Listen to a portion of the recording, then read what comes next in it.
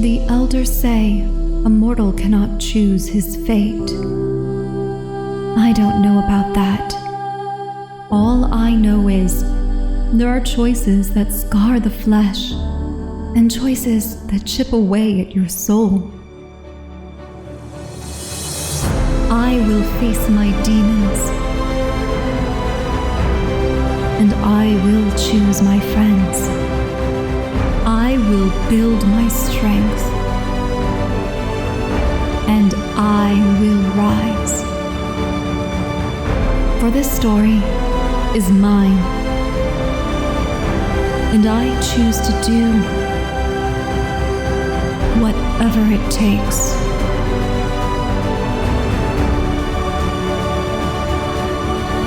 To be truly free.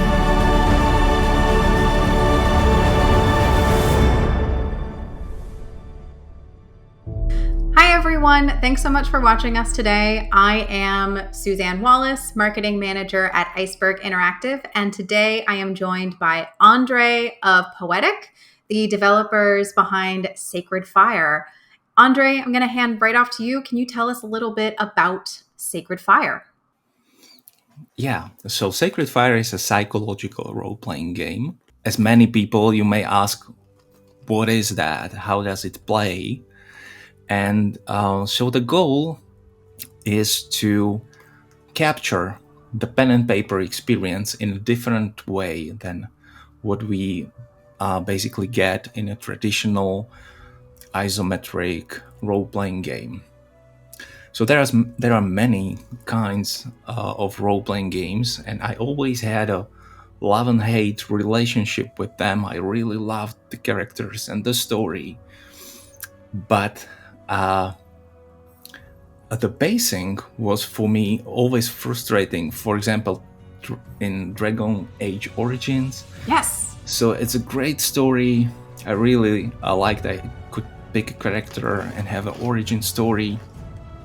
But then basically to flip to the next page in this amazing story, you are tasked with running around or clearing a mage tower that has 7 levels of monster-infested rooms, and when you get to the top there is a boss fight, and when you defeat the boss he sends you to another dimension and you have to solve puzzles as a mouse.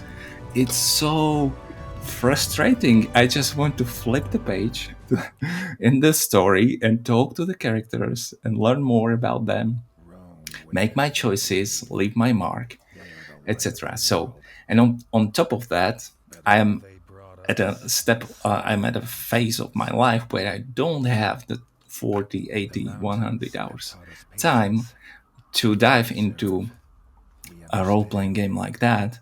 So this is where the inspiration for a more condensed experience that will offer more role-playing in less time comes from.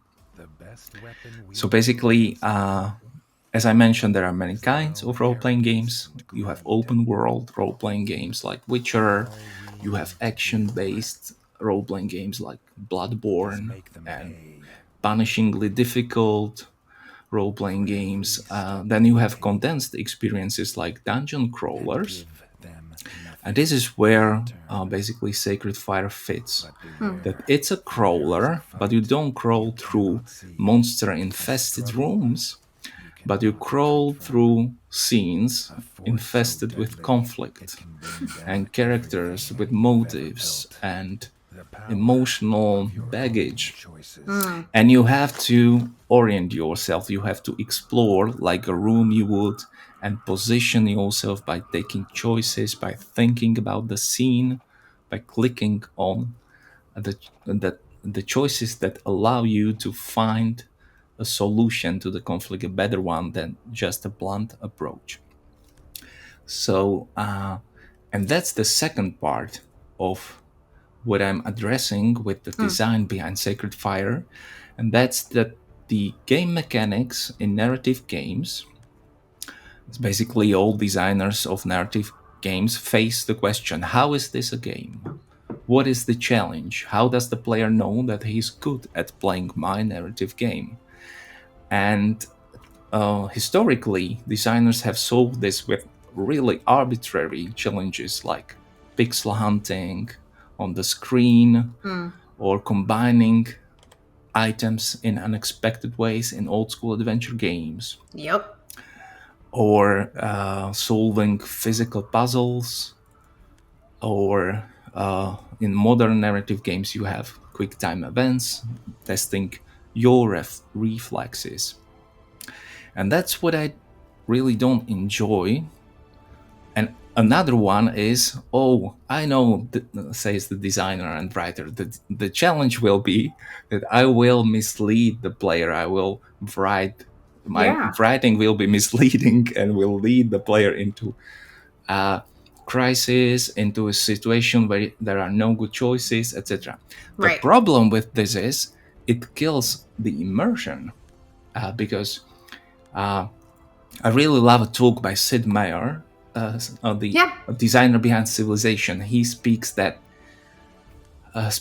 about the psychology of game design, and he explains that the immersion, it doesn't really come from immersive art or the technological aspect, that there is a psychological aspect that the player will immerse himself in the experience if the game plays fairly. If the player feels like he can be the star of the game, he will suspend the disbelief and immerse himself.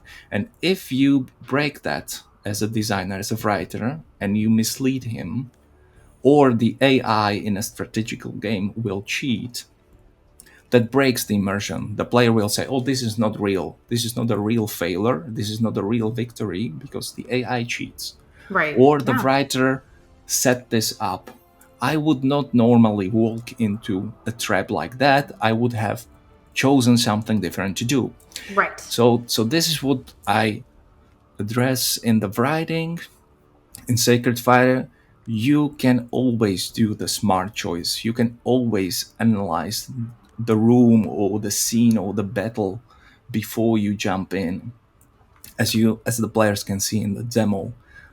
So as you approach a battle there, you can observe, you can choose how you want to best participate in it, and stuff like that. So there's no conversational radial wheel with an option that you think is a normal question, and it turns out to be super aggressive when it goes into action, anything like that.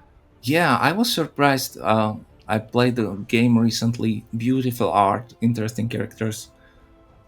And I clicked on something that seemed harmless, and my character killed someone. And I was like completely out of the immersion. I didn't want to do that. I didn't want to do that, and this is not me.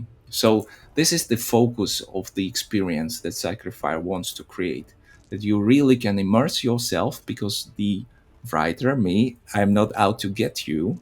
I have prepared for you to play it smart, and you can have the challenge and the experience and the joy of figuring it out. So it's basically a narrative puzzle or a psychological puzzle. There you go.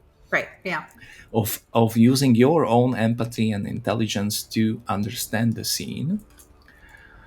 And so that was my goal, that players that are interested in story and characters and choice making, but don't like quick time events or running around or positioning their characters on a chess-like battlefield, and just want to experience the story, but they don't want to watch a movie. They want to have a challenge to do.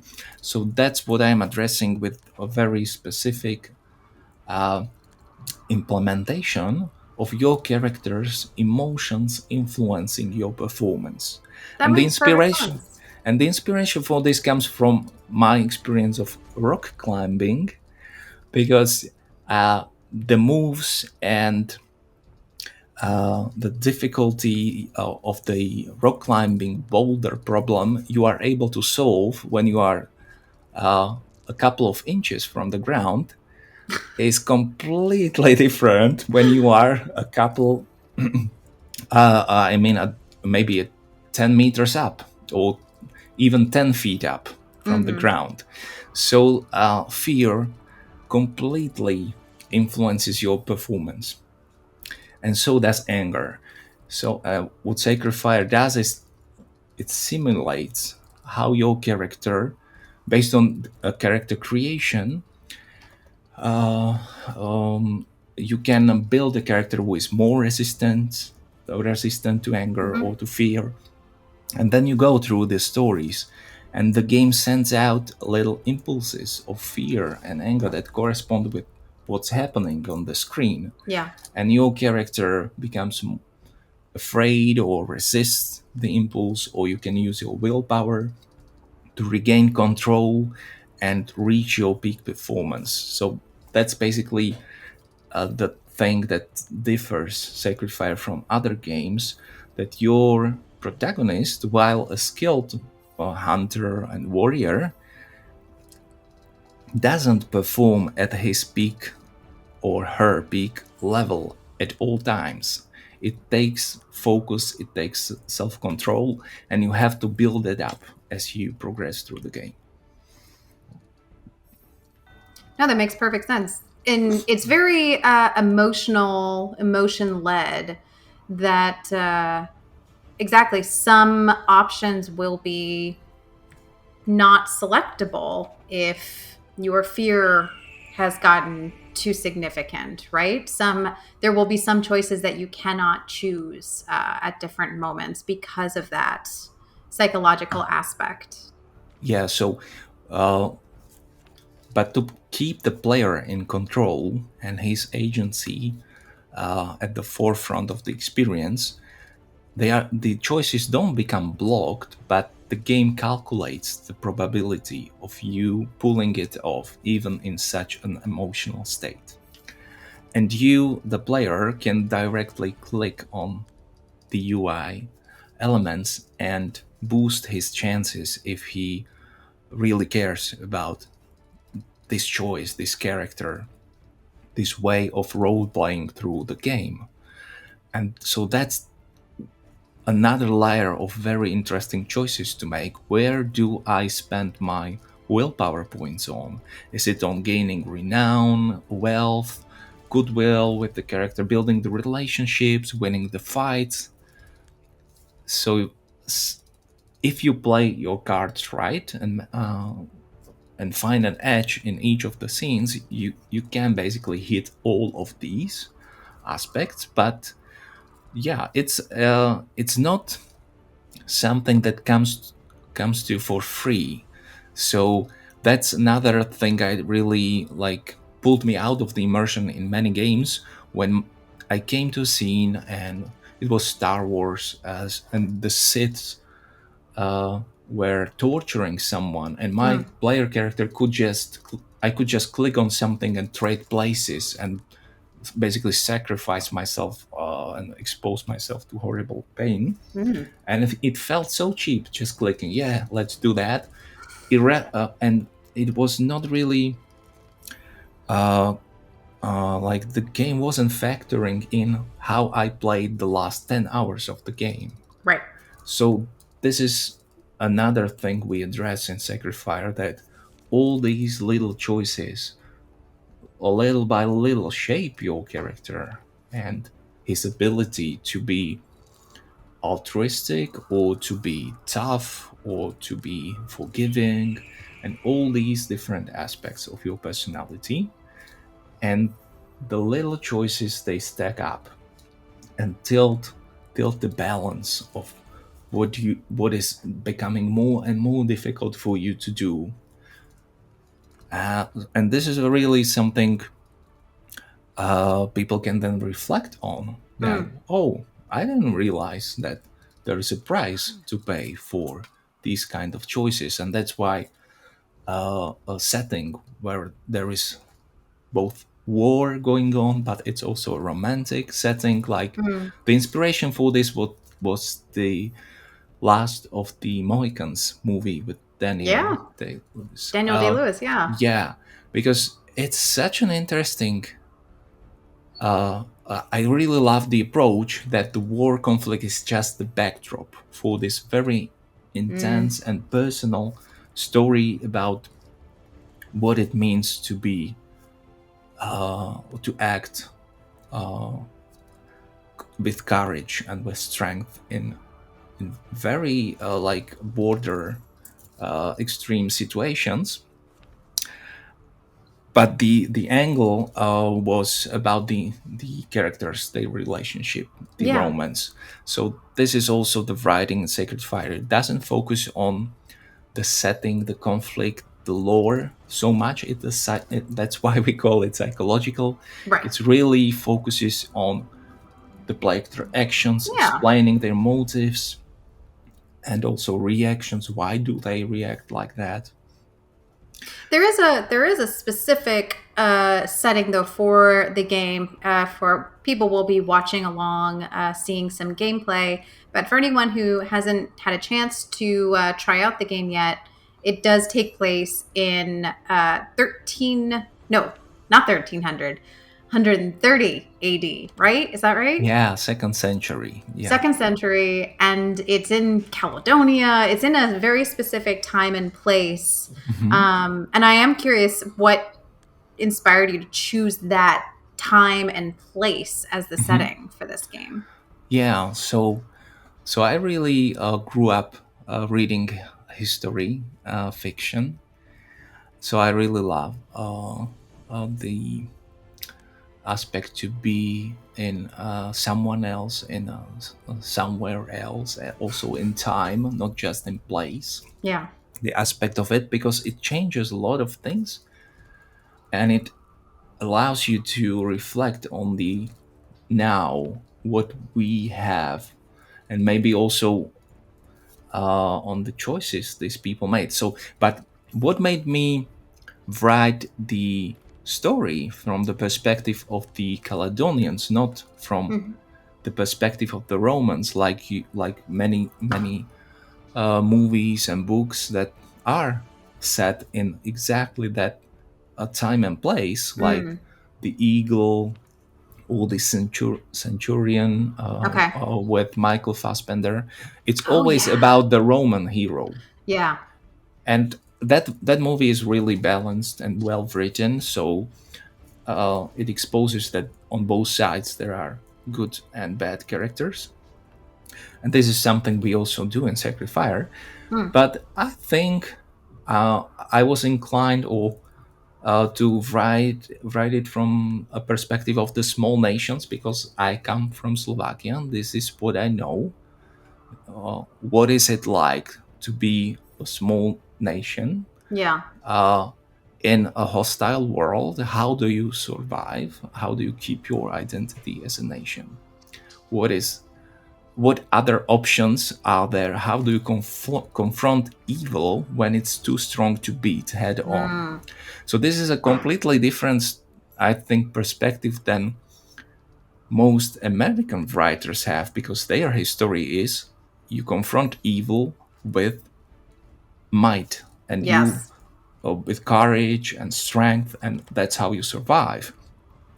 But what the Caledonians did, and what also the I experience in my lifetime, is that you can gain freedom without fighting. So when I was 9 years old, the totalitarian regime I was living in collapsed, and my nation won the freedom uh, without a military revolution. Mm. And there was an undercurrent of dissident work, and I even grew up reading these dissident books that were uh, written on a typewriter Yeah. because they were illegal Oh or my not, gosh. etc. But that were just stories telling about a different worldview that uh, wasn't allowed or Yeah. something. So that's what really is motivating and fascinating for me, that I get to publish my work, and there are people, and even my government now supports that, and Sacred Fire is. supported Yay. by the so things do change for the Yeah. better. So Sacred Fire is also supported by the Slovak, basically art council for artists. Lovely. Yeah. Thanks very So much. So it's really fascinating But that's such an to see that. interesting place to be coming from. And that makes perfect sense. You want to show the perspective of, as you said, the smaller nations that are in the setting of Sacred Fire up against this impossibly huge force of the Romans who have shown up and are sort of like, well, Yeah. we're here and we're pretty powerful, so we're gonna do whatever we want. And I mean, how does that show up in the game? When sort of what role does the Romans as a force? Then there's the individual aspect, of course, because they are a huge force, but they're made up of people. So what role does Rome, the big force, play, and what role does the Romans play in this game? Yeah. So.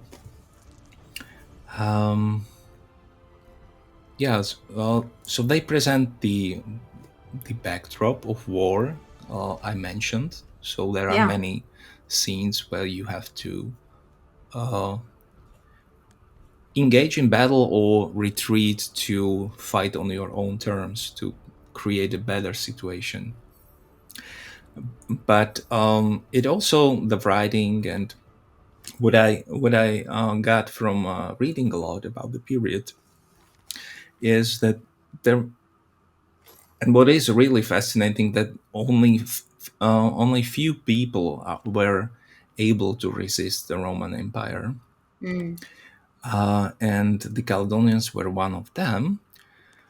And while many would say that it was this or that reason, as I am not connected to the theme, I'm not taking sides, and I'm able to write into the story all the reasons why it could have happened. Yeah. So there is, of course, the courage and the warrior culture there, but there is also the aspect of being living in small communities that keep together, and with no real like social structure of royalty that could be compromised and on paid off or eliminated. So basically, you have an enemy that doesn't have a head. You could cut off and defeat for the Romans, Right. because each community is fighting for on their own, and they are sticking together. But that's the difficulty for one. Yeah. And so the history is fascinating because Romans, they tried for I mean 80 years to conquer the people. Wow. And it was a cycle of building forts during the summer, and the people would just retreat and make the life difficult, but not engage in an open battle. And then in the winter they would raise down the forts the Romans built and use the harsh winter to their advantage. Yeah. And this cycle repeated for decades and for generations. Wow. And then finally, the Romans said enough is enough and built the Adrian Wall. And of course, there was an economic aspect to it, that it was not worth their time to conquer, but it was thanks to the people playing into that we will make it costly for you, and we will make you waste your resources, and we will give you no glory to talk about. We will not face you in a big battle. It will be Right. so. This is really like something the game explores and the player can take advantage of. Yes. And all what I mentioned is always represented by a specific game mechanic. So, for example, for this theme, there is a game mechanic of the game tracking how many Romans you kill, Oh, and it basically builds up the justification for the Roman general to call in reinforcements right. because the glory of Rome has been tarnished and needs to be Right. cleansed and etc. But if you Yeah. play it smart and you just choose to slow down the invasion and waste their resources and sabotage, so it has the opposite factor because the Roman general has a harder time to justify calling more Yeah. reinforcements, etc. So you can the player can explore these kind of dynamics, and basically So, there is the Romans provide the external conflict layer, the layer with the environment which is hostile and full of hostile units. Then there are interpersonal conflicts with specific characters on both sides mm, of the divide. There are also many corrupted or evil characters on your side.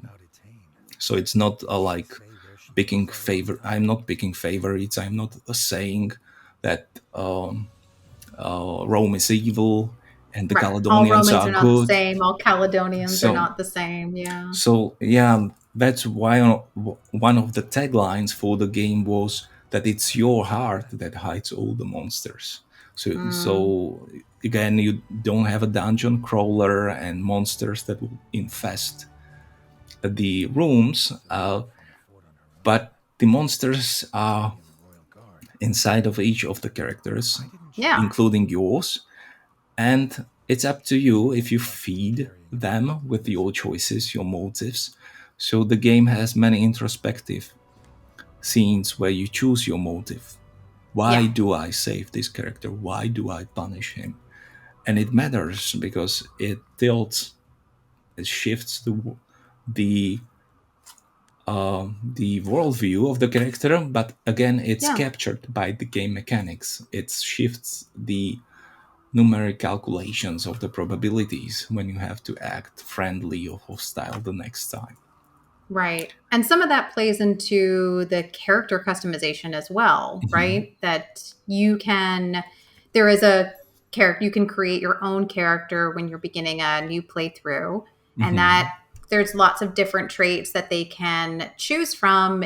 If I remember right, it's heritage, presence, and archetype, right? Yeah, yeah. That there's these clear these specific areas that you can customize your own character.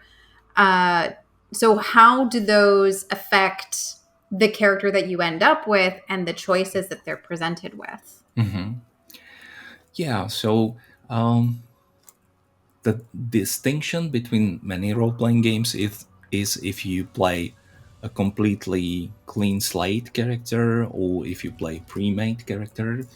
Mm, And Sacred Fire, as it's so introspective and psychological about the gameplay rule set, and you have attributes like empathy or ideals and trauma and rage and stuff like that, besides the common strength, agility, endurance, and cunning or perception attributes. It's a mixed approach. So there are things that are where you play a pre-made character. So you are someone who survived to adult age in ancient Caledonia. So you are basically a skilled warrior and hunter. And also the on the character creation screen represents that because uh, all the stats on the right affecting mm, your performance, they can be only bonuses. There are no penalties. So you are able an able warrior, but then you can pick what really are your strengths.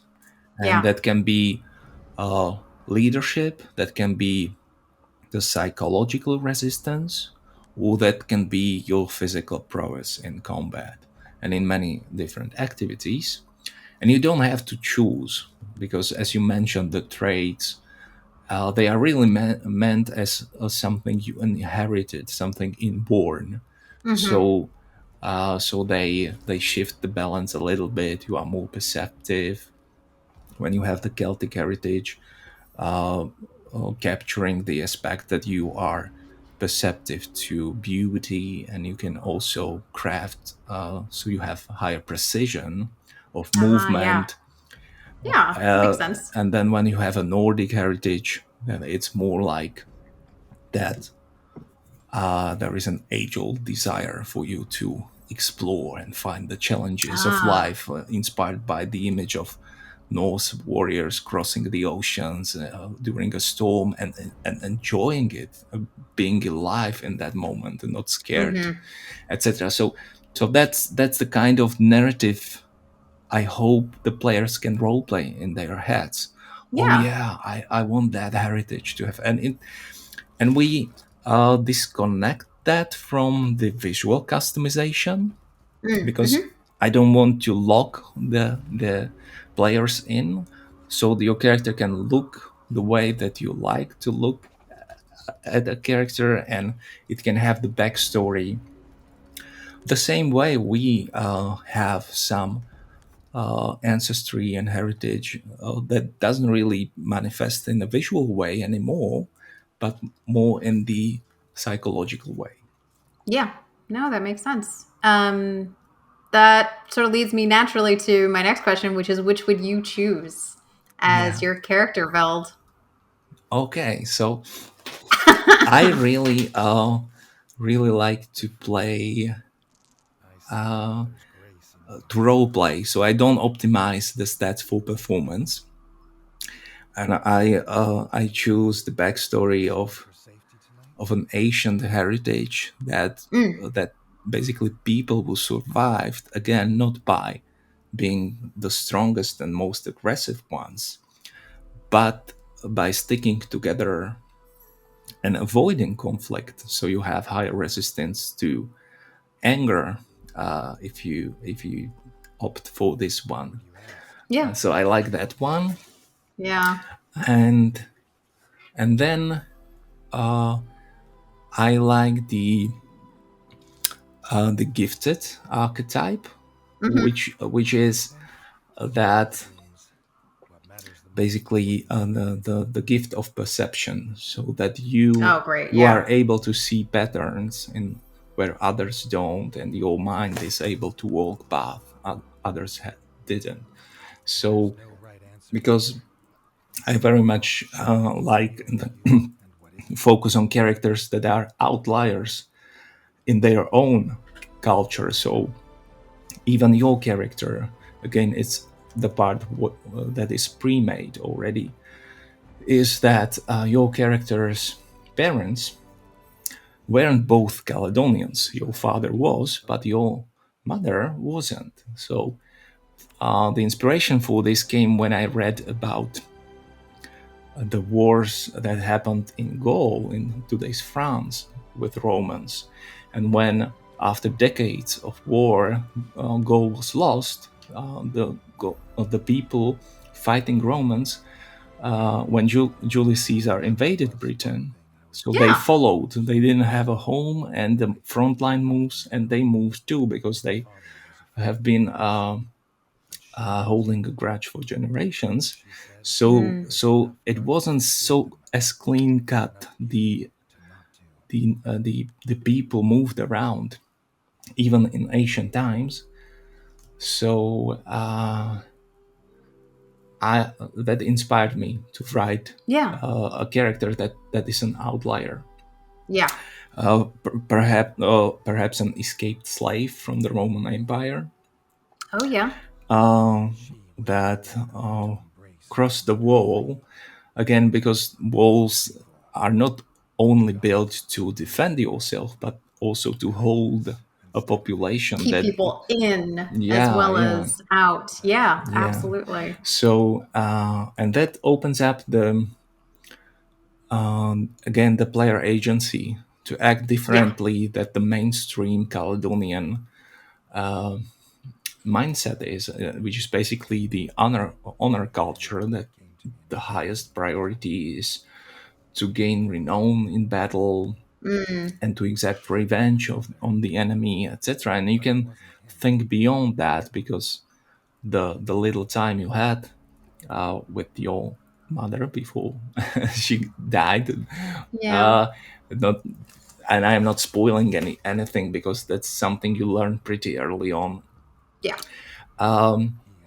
Open your mind to seeing the world differently, and so I'm exploring also that and leaving it up to the player whether he wants to embrace the war and the conflict and become a war leader, or explore what does it take to stop the enemy, protect your people, but also inspire them to build a better tomorrow.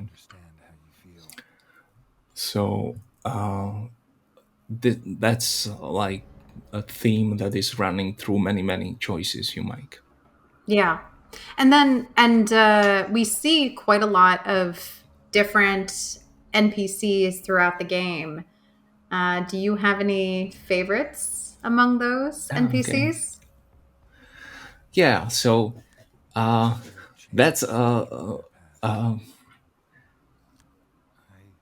A depends. difficult It's question to it's make not you really pick. difficult because the answer is no. I don't have a favorite because I really love all of them. It's like it's so much fun to write these characters over the years now. What have been years because Mhm. you yeah, it's like they represent a part of you. Maybe as you go through life, a younger representation of yourself, or a theme that was important at a certain age in your life. And I really love to return to them, and that's why the writing and the scenes explore all these little nuances. Yeah. And but that's also why I write about the kind of characters I write, because that's what I know, Yeah. that's what I understand. uh, and if I should pick a favorite, it would be, it's really hard to pick because there is the your older brother, and I Yes. have three brothers and we have good relationships, and I have a younger brother and I have two older brothers.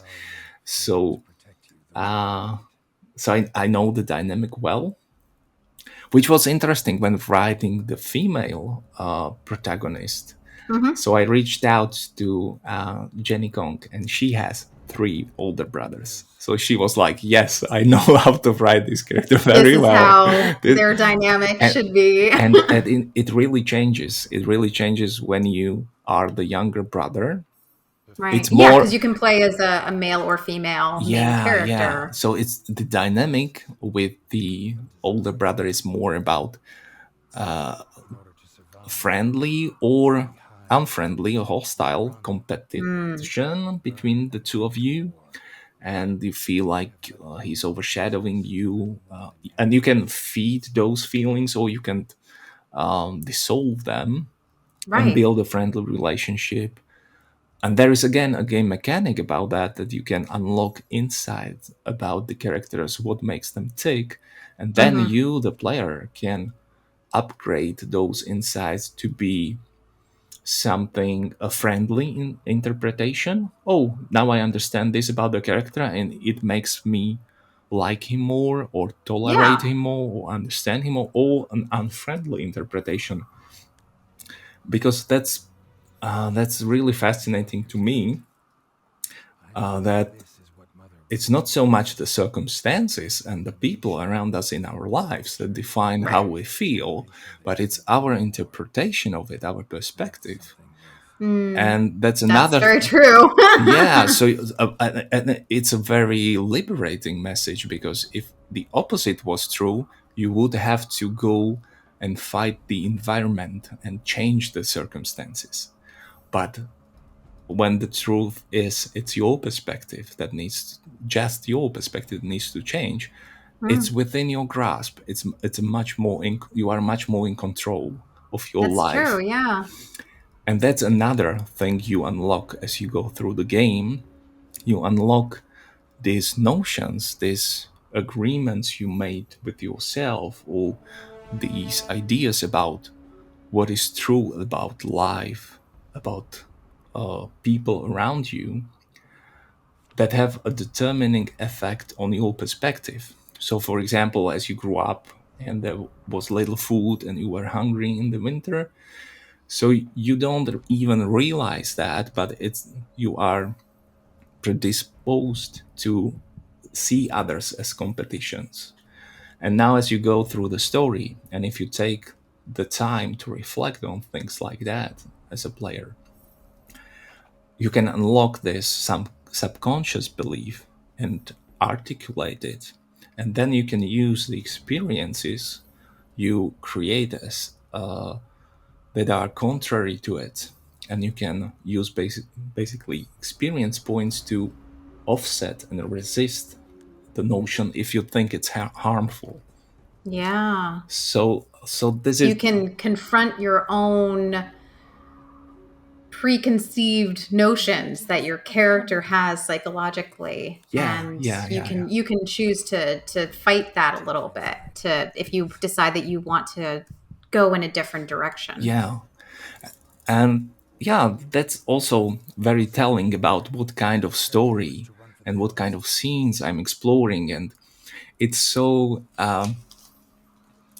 even comical to me that most role-playing games are about at least saving the kingdom. If not Yeah. kingdom, then universe. And if Yeah. not universe, then let's become a deity or something. Yeah. And it's like, for me, it's Huge scales. so unappealing, these stories, because that's not something I relate to. And if you look at other mediums and the stories they represent, of course, you have the epic blockbusters about superheroes. Fine, Mm-hmm. fair Yep. enough. But then you have really a lot of stories where the characters win with their inner strength, like Shawshank Redemption, Yeah.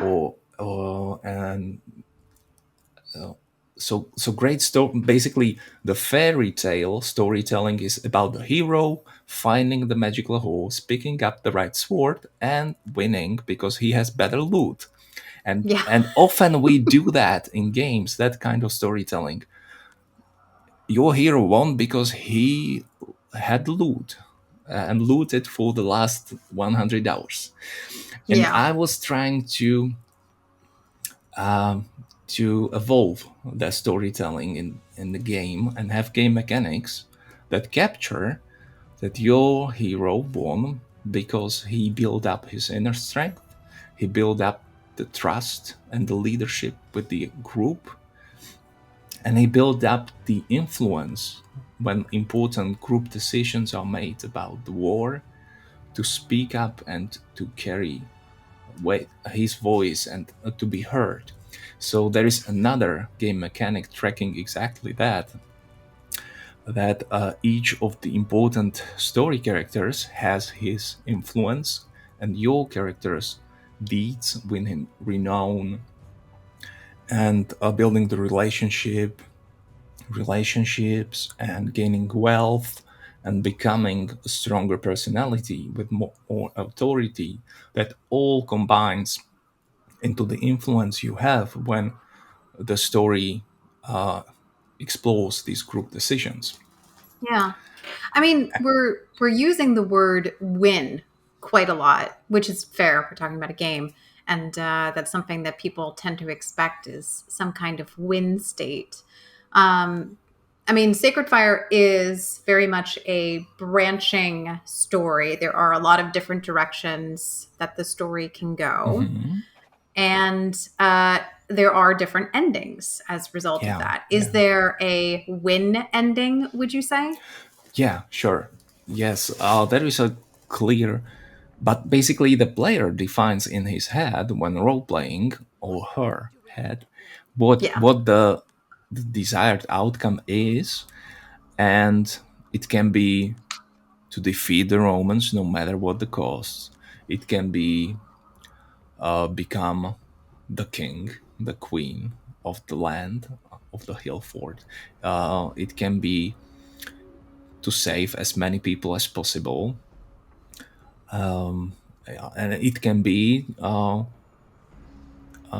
to uncover and to give voice and project a vision for a better world and inspire people to follow that.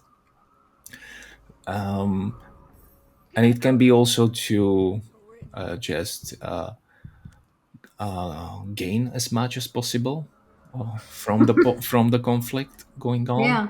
For Yeah. as war presents many opportunities, so you can exploit that. So there are many angles the player can choose in his head or her head, what the winning state is, and the game allows you to role play that, and also presents you with the challenges, because it's not easy to be a warlord, and it's not easy to be a peacemaker either. Yeah. So each has specific challenges. How do you win people over for a peace, a vision of peace, and how do you win people over to follow you to their deaths? So yes, there are distinct endings. And also, again, as the writing doesn't need to be misleading, because the challenge comes from the numerical system and the probabilities of your character being able to pull off the obviously good choice that he or she wants to roleplay. So also the endings don't need to be bittersweet. You don't have to, for sake of drama, write in horrible things like many stories do. So, so if you play the game in a smart way and build up your inner strength and the relationships and the influence, you can achieve a winning state that is quite satisfying without a lot of costs. So, and it can be through means of war, but Mhm. there is also a diplomatic solution with Nice. the how to, and it's not a naive one. It's not like the Romans don't want to Suddenly annihilate stop being all. Romans. Yeah, yeah, because yeah, the initiating incident is that someone attacked the Roman wall, so they Mm, are out for blood, and they are basically not negotiating with terrorists state of mind, in such a state of mind. So you have to really uh, work uh, work hard to get their attention, but yeah, you can pull it off if you play it yeah. smart. Yeah. Well, without, spoiling too much about the possible endings, what would your preferred ending be if you were to had to choose? Would you Mhm. want to wage war and win? Would you strive for peace? What would you be going for? Yeah, yeah. So yeah, I would definitely go for the negotiating option, and for building a peaceful nation Yeah, with but uh, as I mentioned, it doesn't come easy.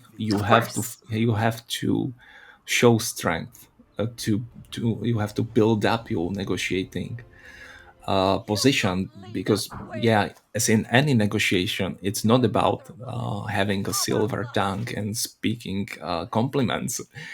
The reality of has to support your claim. You have to have chips on your Yes. side. Yeah. So you definitely can take prisoners or and trade them to free your people. You can gain respect with the enemy, and there is even a who has done it aspect of crime solving. Who Oh, was that attacked the wall? yeah. And when you figured it out, that's an important chip Yeah, that in the makes perfect sense. negotiation. Yeah. You can I like that who done it aspect, a bit of Yeah, mystery to solve. yeah. So that would be my preference how to play it. And but the most important choices happen also along the lines of individual characters. So this one was the external conflict I mentioned, the war. How do you solve the war and the enemy that wants to annihilate your people? But then there are the interpersonal conflicts, and how do you solve, for example, a bully that is part of your community? How Hmm. do you solve that conflict? How do you solve that there are many orphans in the community due to Yeah. the war? And how do you win the trust of the new generation when they all that they experienced so far was hardship and struggling? So there are those are my like favorite themes to that make the role playing for me as satisfactory as defeating the Romans or at least negotiating as a peace with Yeah. them. Um that I don't want to have this conversation with you and not mention that Doug Cockle, who is, Mhm, in case anyone that doesn't know, the voice actor of Geralt of Rivia from the Witcher series, mhm. does perform some voice acting in Sacred Fire. So, what Yeah. can you tell us and fans of the game about what it was like working with him and why you chose him for his role? Mhm. Yeah. So yeah, it's another dream come true because as I mentioned, I grew up reading a lot of books, and the Witcher books Yeah. came out when I was in high school. So I grew up reading all of that. And then it suddenly became a phenomenon. And yeah, so I'm a huge fan, although I have my own perspective on the themes that Andrej Sapkowski explores. Of course, yeah. Um, Yeah, there's some things but from the books that of course never made it to the games or now I think the show is mhm, intended to be more based on the but mhm, you know, yeah, that's yeah. there's a lot when adaption comes into play, a lot of Yeah, things change over time. yeah, and those are really great games also. And so yeah, when the time came to cast voice talent for the game, so we reached out, and the advantage of being a solo indie developer and the disadvantage is that you have to do everything yourself and it takes time. Yeah. But the advantage is you have time to reach out to people and they say, oh, sorry, I am busy. And then you reach out in another half year or another year, and they slowly, some relationships are like that they slowly come over. uh, but with Doug, it was like really, um, it worked on the first try. He was really intrigued about the game, and that's my experience when I'm pitching the game to talented people. Mhm. They recognize that it's something unique they want to have in their portfolios, in their like credits, and Yeah. that's helping to attract the talent a lot. But Doug is a super nice guy, and he was really supportive all the way back when we ran the Kickstarter. He was even recording like 300 voice messages for as a reward. So there was one voice message about the name of the backer is hunting monsters or something like that. That he's away and he will call you back. And we made it a fun Oh, was it? It and was one of the Kickstarter rewards. yeah. Oh, And that's so great. yeah, and he had to record like 300 names. Oh my god. But he was up to it, no problem. And even now, so the relationship continues for several years now, and we recorded last week for the first part of the story. And yeah, he's not only a great voice actor, but he's also a great person, very committed to his work. So it was not always me directing him to do something differently, but he was really strict and hard on himself. He was, I can do this better. And he was repeating the lines. So he really wants the game to be the best it can be. Nice. Yeah. And I think it shows. I have heard people say that I just wanted to do a quick run through the game, but the voice acting is pulling me always in, and I stop and I listen to what's going on. Oh wow, that's so great. That's the best possible thing. Yeah. Yeah, when people are going to be playing this game, what's sort of the number one thing that you want them to walk away with? Whether that's a feeling or a thought. What do you hope that people will take away from their experience playing Sacred Fire? Yeah, I hope they really have fun, because the game lets them show that they are smart and that they can figure things out and that you can solve a conflict in so many interesting ways. So the emotion should be like when Tom Hanks made the fire in the Castaway movie. It doesn't matter, no one was there to cheer him on, no one was there to see him, but he made the fire. He was so excited about figuring it out, how to do this, how to improve his circumstances. And this should be the experience, that things look grim when you walk into a scene, and then you figure it out how to improve it. And it's such a great feeling to do that on your own. Yeah. And it doesn't matter if it's a small situation like figuring out from a boy that is distrusting to you to tell you where to look for another missing child. It doesn't have to be like the measure of the scenes is not if they have impact on the world level. You are not going to change like the Roman Empire and the curse of history in the game. So the takeaway should be just that things matter because they are happening to you, and they are deeply influencing and stacking on each other and tilting your world into a personal heaven or hell, step by step. All the little choices can do that for you. Lovely. Yeah. Well, I do hope that if you're watching this, you've gotten a little bit more information about Sacred Fire, and I encourage you to check out the game. Maybe play a little bit of it today. Thank you so much, Andrej, for sitting down and chatting with me. I think that's just about all the time that we have today. But everyone, again, check out Sacred Fire, play the game, let us know what you think in discussions.